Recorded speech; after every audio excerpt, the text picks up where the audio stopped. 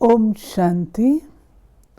आज 31 मार्च 1988 बाप दादा के अव्यक्त रूप के चले हुए मधुर महावाक्यों पर मनन और चिंतन करेंगे।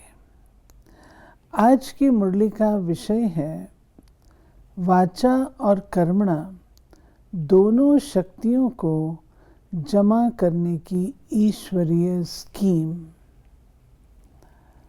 सुनते हैं। आज रूहानी शमा अपने रूहानी परवानों को देख रहे हैं। चारों ओर के परवाने शमा के ऊपर फिदा अर्थात कुर्बान हो गए हैं। कुर्बान व फिदा होने वाले अनेक परवाने हैं, लेकिन कुर्बान होने के बाद क्षमा के स्नेह में क्षमा समान बनने में कुर्बानी करने में नंबरवार है। वास्तव में कुर्बान होते ही हैं दिल के स्नेह के कारण।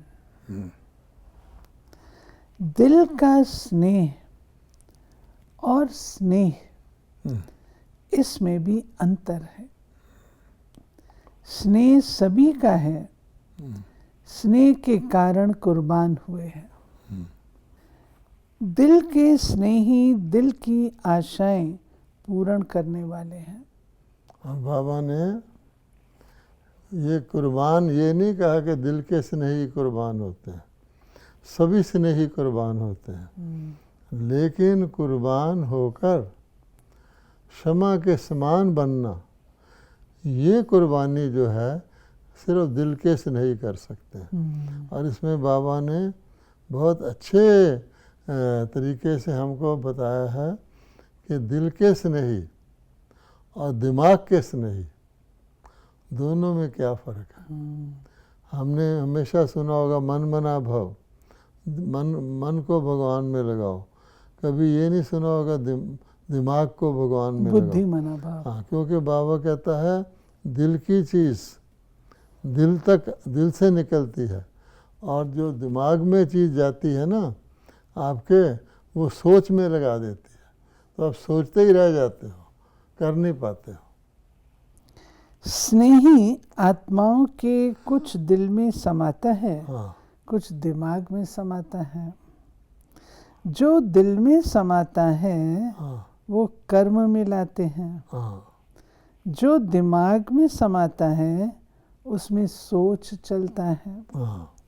कि कर सकेंगे व नहीं। ये बाबा ने स्नेही आत्माओं का कहा। एक है दिल के स्नेही, एक है स्नेही। तो स्नेही आत्माओं की जो आता है वो दो तरफ चले जाता है। कुछ दिल में धारण हो जाता है, कुछ दिमाग में सोच में पड़ जाता है। जो दिल में समाता है वो कर्म में लाते हैं। हाँ, और जो दिमाग में समाता है उसमें सोच चलता है। हाँ। इसका भावार्थ क्या? दिल में समान और दिमाग में समान। यानी कोई बात कही, अब वो जो दिल के स्नेही हैं उनकी तो सारी दिल में जाएगी। वो बिना सोचे समझे, बिना उसके ऊपर क्वेश्चन किए, बिना संशय लाए बिल्कुल उसको धारण कर लेंगे, जिसको हम श्रीमत कहते हैं। आपको ज्ञान की पॉइंट मिलती है तो आप क्या करते हैं? बाबा कहते हैं ये करो, तो जो दिल वाले वो पूरी कर लेते हैं। तो कई जब वो पॉइंट आती है, कुछ हिस्सा सोचते हैं कि कर लेंगे। बाबा कहता है याद चलते फिरते भी कर सकते हो, लेकिन याद में एकाग्र होकर बैठने का भी अभ्यास करना चाहिए। तो चलते फिरते वाला हिस्सा तो दिल में चले जाता है कि हम हाँ चलते फिरते याद करेंगे, इजी लगता है। जो बाबा कहता है बैठकर ध्यान को एकाग्र करो, तपस्या करो, तो दिमाग में चले जाता है। कैसे होगा मेरे से? इतनी देर मैं बैठा रहूँगा? कोई कह दे खंड योग में 6 घंटे के लिए बैठना है, तो फिर दिमाग में चले गया ना, वो सोच का हिस्सा बन जाता है। प्रैक्टिकल में तब आएगा जब दिमाग उसको ओके करेगा, फिर दिल में भेजेगा। तो बाबा कहते हैं सोच चलता है, कर सकेंगे व नहीं, हाँ करना तो है, हाँ समय पर हो ही जाएगा। हाँ ऐसे सोच चलने के कारण हाँ सोच तक ही रह जाता है, हाँ कर्म तक नहीं होता। हाँ लेकिन बाप के स्नेह के पीछे हम्म, जो बाप ने कहा वो करने के लिए कुर्बानी करनी पड़ती है। हम्म, अर्थात अपनापन, चाहे अपनेपन में अभिमान हो हम्म, व कमजोरी हो, हम्म, दोनों का त्याग करना पड़ता है। हम्म, इसको कहते हैं कुर्बानी। हाँ, दो चीज़ों का त्याग करना पड़ता है, चाहे अपने अभिमान का, मैंपन का, चाहे कमजोरी का, क्योंकि कमजोरी भी तो कहती है ना पता नहीं हो सकेगा कि नहीं हो सकेगा। आज बाप दादा सिर्फ 1 मास के रिजल्ट देख रहे हैं। हाँ इसी सीजन में विशेष बाप दादा ने हम्म, बाप समान बनने का भिन्न भिन्न रूप से हाँ कितनी बार इशारा दिया है। हम्म, और बाप दादा की विशेष यही दिल हम्म। की श्रेष्ठ आशा है। शुरू में बाबा ने किया था कि कुर्बानी का मतलब है क्षमा के समान बनना। तो अब बाबा कह रहे हैं बाप समान बनने कि बाबा ने कितने इशारे दिए, कितनी विधियां बताई, तो 1 महीने के अंदर उसका बाबा आज रिजल्ट देख रहा है। बाप दादा ने देखा हाँ याद को शक्तिशाली बनाने में हम्म, मेजॉरिटी बच्चों का अटेंशन है, हाँ क्योंकि बाप से स्नेह अच्छा है, हम्म, इसलिए याद का अटेंशन अच्छा है। बाप से रूहान करने में भी सब अच्छे हैं, हाँ लेकिन जब संगठन में आते, हम्म, कर्म में आते, हम्म, कारोबार में आते, हम्म, परिवार में आते, तो संगठन का बोल अर्थात वाचा शक्ति इसमें व्यर्थ ज्यादा दिखाई देता है। अब देखिए बाबा ने बताया सारी मुरली है बोल और कर्म की, उसमें बचत करना की विधि। तो बाबा कहता है कि हम अकेले हैं, पुरुषार्थ कर रहे हैं, तो उसमें तो बोल नॉर्मल ही होगा, लेकिन जब संगठन में आते हैं तो वाचा शक्ति ज़्यादा यूज़ करनी शुरू कर देते हैं। संगठन होता है ना, तो संगठन में वो अपने व्यक्तिगत पुरुषार्थ को, वो जो बाबा ने कहा हुआ कम बोलो, आवश्यक बोलो, मीठा बोलो, धीरे बोलो, हट जाता है। तो इसलिए कहा कि संगठन फिर और भी जो बाकी चीज़ें बताई हैं, कारोबार है जी, परिवार है, तो उसमें आने से तुम्हारी ये जो व्यर्थ में चले जाता है, वो शक्तिशाली स्थिति नहीं रहती। वाचा की शक्ति हाँ व्यर्थ जाने के कारण हाँ शक्ति जमा नहीं होती, हाँ इसलिए बाप को प्रत्यक्ष करने की आवाज बुलंद होने में अभी देरी हो रही है। जो प्रत्यक्ष करने के बाबा कहते हैं ना, नगाड़ा बजे, दिल से आवाज़ निकले, तो उसमें कमी हो जाती है। साधारण बोल ज्यादा है।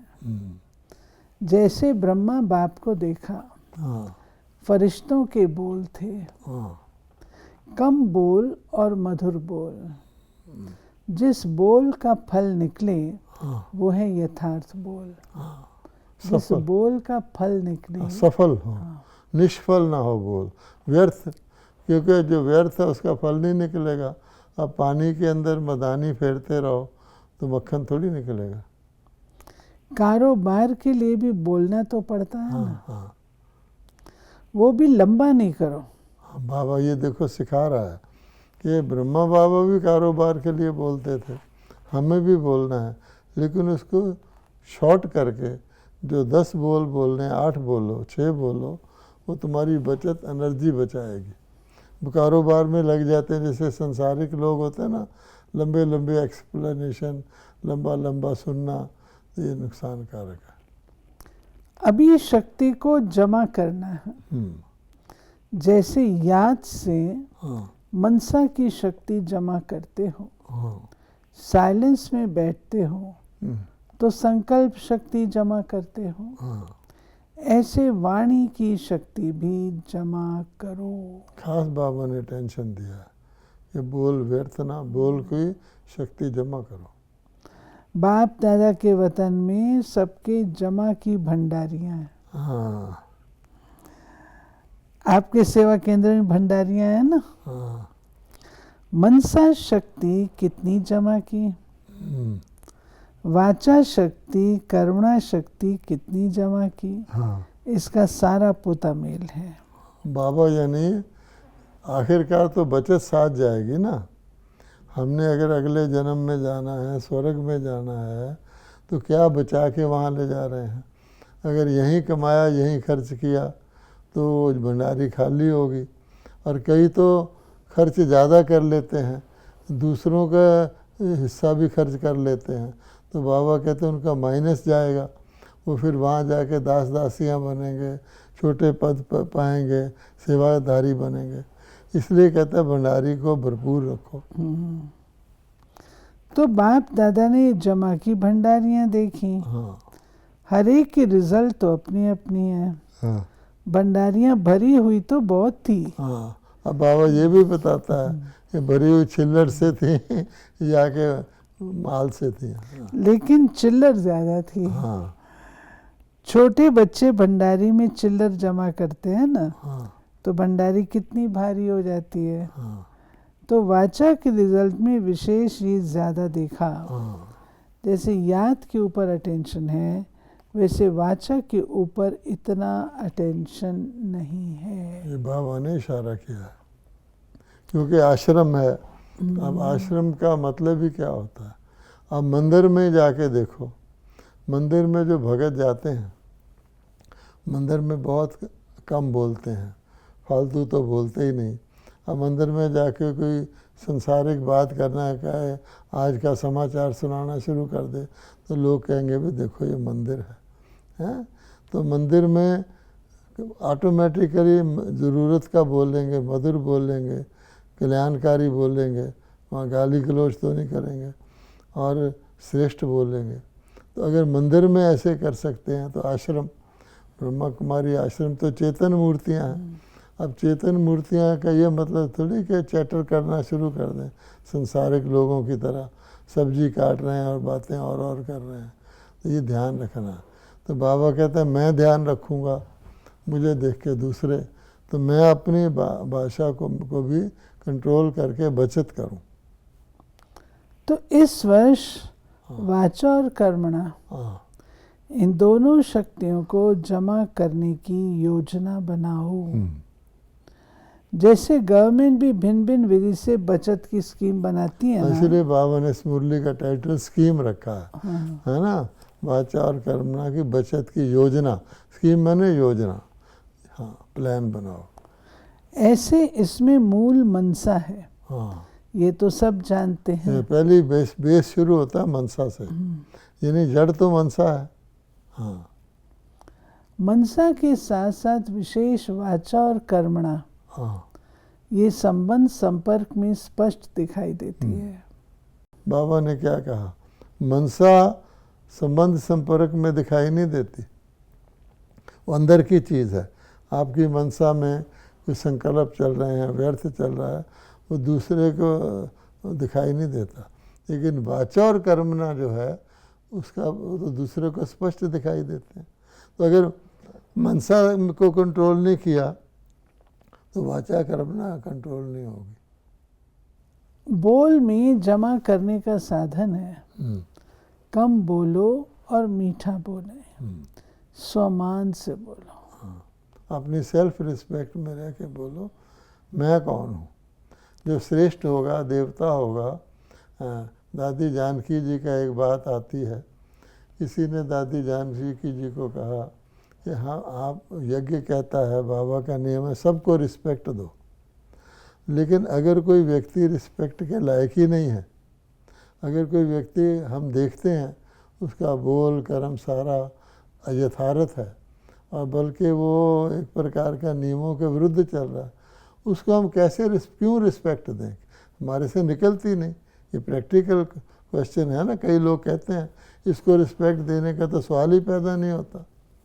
तो दादी जानकी ने कहा इसलिए दो क्योंकि तुमको देवता बनना है, इसलिए नहीं दो कि वो डिज़र्व करता है या नहीं करता। रिस्पेक्ट देना देवताई गुण है, दिव्य गुण है। इसी तरह बाबा कह रहा, क्या कहा बाबा ने? बाबा ने कहा कि सम्मान से बोलो। हाँ, कि सम्मान में कि मेरा सम्मान क्या है, हुआ माई, ये थोड़ी कि दूसरे की लेवल पे जाके मैं उसकी भाषा में बात शुरू कर दूंगा। ऐसे सेवा में संगठित रूप में सदा संतुष्ट रहने, संतुष्ट करने का विशेष संकल्प, ये दूसरी बात ये है। भी सदा साथ साथ रहे। संगठन में क्या करना फिर? संगठन में आपकी परफॉर्मेंस जो है उसका यार्डस्टिक क्या है? कि हम संगठन में तो सब कहेंगे संगठन में रहते हैं, तो बाबा ने कहा सबसे संतुष्ट रहो। अगर आप हैं संगठन में लेकिन आप समझते हैं ये व्यक्ति तो मेरे को डिस्टर्ब करता रहता है, ये ना आए मेरे सामने तो अच्छा है, तो हम संतुष्ट नहीं हैं। फिर सबको संतुष्ट करो। कोई दूसरा कहे कि भाई इसके पास तो जाने को दिल नहीं करता, इसलिए बाबा ने कहा उसमें भी आपकी सेविंग जो है मनसा शक्ति की, कि मेरे कल्याणकारी भाव निकलते रहें, मैं मन में कल्याणकारी भाव रखूं, बोलूँ ना, वाइब्रेशन तो दूसरे को पहुंच जाएगा ना। तो इसलिए मनसा वाचा कर्मना तीनों चीज़ों की बाबा ने बचत की योजना बताई है। तो संगठन में संतुष्टता। फिर बाबा ने 3 प्रकार की संतुष्टता बताई। एक अपनी संतुष्टता, यह है स्व की सेवा। दूसरी संगठन में संतुष्टता, यह है परिवार की सेवा। तीसरी भाषा द्वारा किसी भी विधि द्वारा विश्व के आत्माओं की सेवा। तो एक ही समय पर 3 सेवा होती है। कोई भी प्रोग्राम हो उसमें तीनों समाये हुए हों। यानी ये बड़ी गहरी बात है कि कोई भी आप कार्य करते हो एक ही समय पर अपनी संतुष्टता, संगठन की और विश्व की सेवा, ये भी होनी चाहिए। सेवा के प्लान में जितना संपर्क में समीप लाओ उतना सेवा की प्रत्यक्ष रिजल्ट दिखाई देगी। संदेश देने की सेवा तो करते आए हो, करते रहना, लेकिन विशेष इस वर्ष सिर्फ संदेश नहीं, सहयोगी बनाना है, संपर्क में समीप लाना है। यानी एक हुआ संदेश देना, फिर सहयोगी बनाना, फिर समीप लाना, ये भी हिस्सा है। कई संदेश दे के छोड़ देते हैं, नहीं, किसी ने पौधा लगा दिया, बस अगर जब तक उसको पानी नहीं दोगे, रोज़ उसका ध्यान नहीं रखोगे, बढ़ेगा फूलेगा कैसे? आगे चल सेवा का रूप परिवर्तन होगा। आपको अपने लिए नहीं करना पड़ेगा, आपकी तरफ से संबंध में आने वाले बोलेंगे, आपका सिर्फ आशीर्वाद और दृष्टि देनी पड़ेगी। लेकिन इसकी तैयारी करेंगे तब। अगर हम अपने आप को ऊंची स्थिति पर नहीं लाएंगे तो जो करते हैं वही करना पड़ेगा, सारा कुछ करते रहेंगे। अगर हम दूसरों को उठाएंगे, उनके ऊपर जिम्मेवारी डालेंगे, जो हम करते हैं उनसे करवाएंगे, तब हम इस स्टेज आगे बढ़ सकें, आशीर्वाद देने की स्टेज पर पहुंच सकते हैं। कई ऐसा भी होता है, कई बार ब्राह्मण सोचता है मैं अपने रिस्पॉन्सिबिलिटी क्यों छोड़ूं। कईयों को ये होता है कि उसको कोई चार्ज दे दो तो ये नहीं निमित्त दो तो ये नहीं समझते हम निमित्त हैं, वो समझने लग जाते हैं बस मेरा चार्ज है, और उसको ऐसे पकड़ लेते हैं कि शायद मेरा चार्ज कोई और ना ले जाए। भगवान कहता है नहीं, तुम दूसरे को चार्ज बनाओगे तुम्हारे को दूसरा रोल मिलेगा।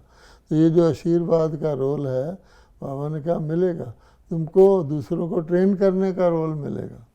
तो ये भी इम्पोर्टेंट है, हम दूसरे को चांस देंगे तो हम आगे जाएंगे। जैसे पोप क्या करता है, हाँ, इतनी बड़ी सभा के बीच दृष्टि दें, हाँ, आशीर्वाद के बोल बोलते हैं, लंबा चौड़ा भाषण करने वाले दूसरे निमित्त बनेंगे। हाँ, देखो आपको पोप का क्या होता है, हज़ारों लोग इकट्ठे हो जाते हैं प्रेयर के दिन, वो खिड़की से आता है, पहले तो दर्शन देता है, लोग खुश हो जाते हैं, हाथ हिलाता है, फिर 2 वचन आशीर्वाद के बोल देता है। यानी जो वर्तमान कोई स्थिति होती है उसमें ऐसे करो, दुख की लहर है, मान लो कोरोना फैला हुआ है, परमात्मा को याद करो, हाँ तुम्हें तुम्हारा भगवान रक्षा करेगा, बस। तो बाबा कहते लंबे भाषण थोड़ी करता है। तो पोप ऊंचा है ना उन बाकियों से। ऐसे ऐसे लोगों को स्नेही, सहयोगी और संपर्क में लाते संबंध में लाओ, ताकि वो निमित्त बन के वो काम करें जो अब आप कर रहे हैं। स्वयं आप माइट बन जाओ और वो माइक बन जाए। हाँ, नज़र में रखो कौन कौन ऐसे पात्र हैं, और उसको समय प्रति समय भिन्न भिन्न विधि से संपर्क में लाओ। बचत की स्कीम का मॉडल पहले मधुबन में बनाओ। ये बैंक में जमा करो, पहले मधुबन वालों को भी वरदान तो मिल ही गए। वैसे तो हर एक बच्चे के प्रति हर कदम में वरदान है। जो दिल के स्नेही आत्माएं हैं वो चलते ही हर कदम वरदान से हैं। दिल का वरदान सदा दिल में खुशी, उमंग, उत्साह का अनुभव कराता है। बाबा कहते हैं कि आपको तो रोज ही वरदान मिल रहे हैं, और जो बच्चे दिल से बाबा के स्नेह में रहते हैं, श्रीमत पे चलते हैं, उनको तो वरदान ही वरदान है। उनका एक एक कदम में वरदान है, क्योंकि कई आके कहते हैं हमें आशीर्वाद दो, हमें वरदान दो। कभी भी किसी बातों में ना अटकेंगे ना रुकेंगे, वरदान से उड़ते रहेंगे। साइट सीन्स भी उड़ने वाले को रोक नहीं सकती। चारों ओर के सेवाधारी बच्चों को मुबारक। निर्विघ्न बन बढ़ते रहे हो और बढ़ते रहना। देश विदेश के सभी बच्चों को आने की भी मुबारक, तो रिफ्रेश होने की भी मुबारक, लेकिन सदा रिफ्रेश रहना। बाप और खजाना सदा साथ है और सदा ही साथ रहेगा। सिर्फ जो अंडरलाइन कराई उसमें विशेष स्वयं को एग्जाम्पल बनाए, एग्जाम में एक्स्ट्रा मार्क्स लेना। दूसरे को नहीं देखना, अपने को एग्जाम्पल बनाना। अगर हर एक सारे दिन का बोल अपना टेप करो तो बहुत अच्छी तरह से मालूम पड़ जाएगा कि कितने बोल व्यर्थ हैं, कि कितना व्यर्थ जाता है। मन की टेप में चेक करो, स्थूल टेप में नहीं। साधारण बोल भी व्यर्थ में जमा होता है। अगर 4 बोल के बजाय 24 बोल बोले तो 20 किस में गए। एनर्जी जमा करो, तब आपके 2 बोल आशीर्वाद के 1 घंटे के भाषण का काम करेंगे। देखो ना, बाबा ने इस मुरली में कितनी शिक्षा दी है कि हमें अपनी वाचा पर कंट्रोल, कितना अटेंशन देना है। बाबा कहते हैं जो साधारणता है ना, ये भी व्यर्थ है, क्योंकि आप साधारण याद, साधारण सेवा कितने वर्ष करते आए। तो बाबा कहते हैं आप साधारण से विशेष में आएंगे ना, विशेष से फिर विशिष्ट में आएंगे, विशिष्ट से अष्ट में आएंगे। इसलिए बाबा कहता है कि उसकी हायर स्थिति को धारण करने के लिए बोल थोड़े होंगे तो शक्तिशाली होंगे। दुनिया में भी लॉ है, क्वांटिटी बढ़ती है तो क्वालिटी घट जाती है, क्वालिटी होती है तो क्वांटिटी नहीं होती। हमेशा ये तो लॉ है, ऐसे ही बोल का है। तो कम बोलेंगे तो शक्तिशाली बोलेंगे, यथार्थ बोलेंगे, उसका प्रभाव भी पड़ेगा और बोल कंट्रोल में रहेंगे। अब जैसे बाबा कहता है मीठा बोलो, अगर हम कम बोलेंगे तो कंट्रोल में मीठा बोल भी सकते हैं।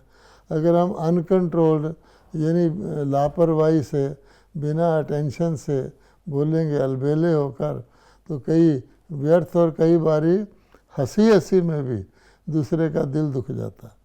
हम हंसी कर देते हैं, किसी के ऊपर कुछ रिमार्क पास कर देते हैं, तो उसको कितना दुख होता है। तो एक तरफ हम कहते हैं किसी का दिल ना दुखाओ, तो बोल दिल को दुखाने वाले होने चाहिए या सुखदाई करने वाले। और बाबा कहता है वैसे भी हर एक को हिम्मतहीन आपके पास आता है। कोई व्यक्ति है क्रोधी व्यक्ति आपके पास आता है, आप उसको पहले कहना शुरू कर दो तू तो क्रोधी है, क्रोधी तो कभी ज्ञान ले ही नहीं सकता, क्रोध से तो मटके सूख जाते हैं, तो उस बेचारे की हिम्मत और ख़त्म हो जाएगी, है ना। देख हार्ट कमज़ोर वाले को कहोगे तो हार्ट फेल हो जाएगा। पहले बाबा कहते उसको हिम्मत दो कि शाबाश, कोई नहीं, बहुत अच्छा, आगे से तुम्हारी उन्नति है। तो ये भी तो बोल के अंदर ही आता है ना। तो बाबा कहते हैं आपके 2 बोल आशीर्वाद के 1 घंटे के भाषण का काम करेंगे। हाँ। अच्छा, चारों ओर के सर्व कुर्बान जाने वाले रूहानी परवानों को सर बाप समान बनने के दृढ़ संकल्प से आगे बढ़ने वाले विशेष आत्माओं को सदा उड़ती कला द्वारा किसी भी प्रकार की साइट सीन को पार करने वाले डबल लाइट बच्चों को रूहानी क्षमा बाप दादा का याद प्यार और नमस्ते। सो ये थी प्यारे बाबा की आज 31 मार्च 1988 की मुरली, जिसमें बाबा ने हमें खजाने जमा करने के लिए कहा। खास तौर पे वाचा और कर्मणा। मनसा, मनसा तो बाबा ने कहा जड़ है ना। मनसा से मनसा अंदर रहती है और वाचा और कर्मणा दूसरों को भी दिखाई देती है। ओम शांति।